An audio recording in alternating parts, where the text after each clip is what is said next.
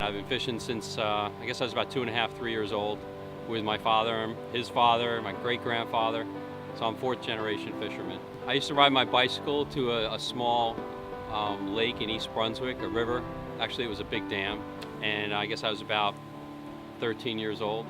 And at the time, the waters were just teeming with herring. My name's Captain Paul Eidman. I'm from Tinton Falls, New Jersey.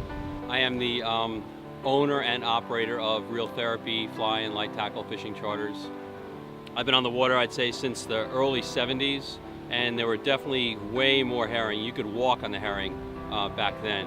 Everybody was using river herring for striper bait. Everybody had kiddie pools in their backyard. They're filled and aerated live wells in their pickup trucks, and you'd catch a few herring, you run down to the beach, throw them in there and catch a giant striper. They're what we refer to as anadromous species, which means that they spend the majority of their life in the salt, but when it comes time to spawn, they have to go up river. As the river herring are moving up the river, they face a lot of obstacles. There's a lot of low head weirs or dams that prevent them from getting to where they need to go. So they go to the bottom of that and they're stopped short. And unless there's some type of man-made fish ladder to get them up and over the obstruction, they really don't have a chance to spawn.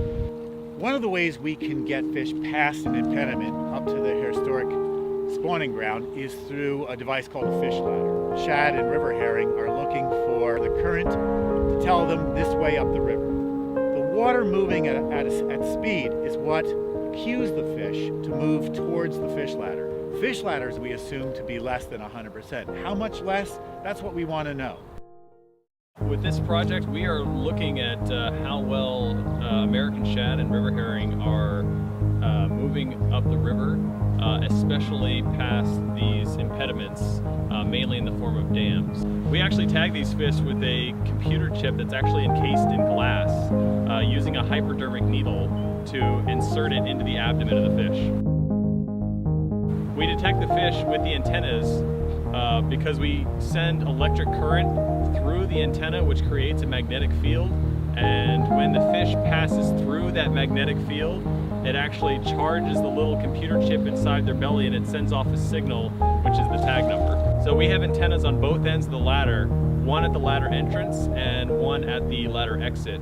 And we can detect when the fish first finds the ladder and whether they went back out or whether they successfully passed through the ladder.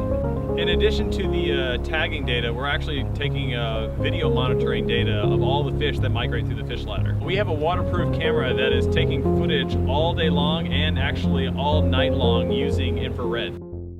So yeah, we're actually starting to get our first detections of shad and herring that we've tagged showing up at the ladder. It's really exciting when you upload the data and you start to see the first fish showing up that you tagged a week ago. It's just really cool. Yeah, of course, teaching my child, or my one and done child, is of ultimate importance to me. And I'm basically passing on the tradition. It's still very important that she's an angler and she's very aware of the ecosystem and the value of each critter in that ecosystem.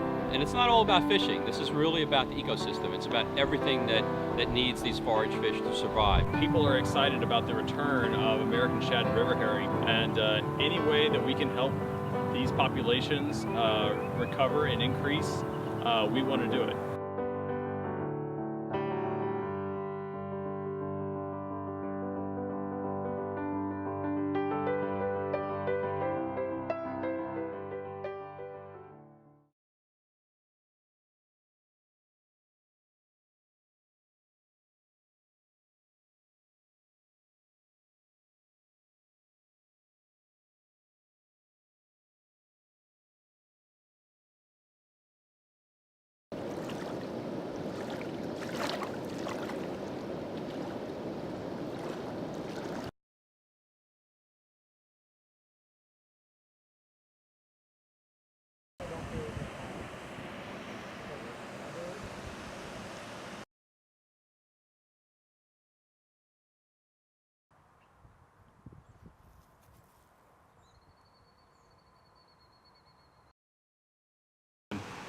No, don't stick me!